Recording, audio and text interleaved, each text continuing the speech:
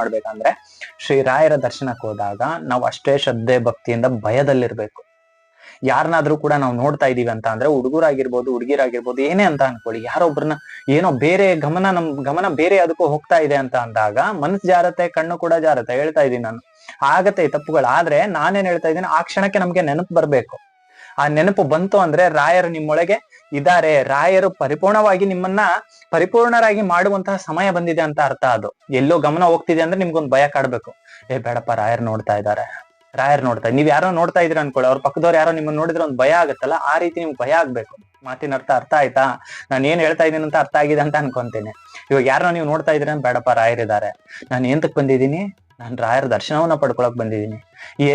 ಎದಕ್ಕೋಸ್ಕರ ಬಂದಿದ್ದೀನಿ, ನನ್ನ ಜೀವನದಲ್ಲಿ ನೆಮ್ಮದಿ ಅನ್ನೋದಿಲ್ಲ, ಕಷ್ಟ ಇದೆ ನನಗೂ ಕೂಡ ಒಳ್ಳೇದ್ ಮಾಡ್ಬೇಕಂತ ರಾಯರ ಮಠಕ್ಕೆ ಬಂದು ಈ ತರ ಎಲ್ಲ ನಾನು ಯಾರನ್ನೋ ನೋಡುವಂತದ್ನ, ಏನೋ ಮಾಡುವಂತದ್ನ, ಕಣ್ಣು ಒಳ್ಳೇದ್ನು ನೋಡುತ್ತೆ ಕೆಟ್ಟದ್ದು ನೋಡುತ್ತೆ.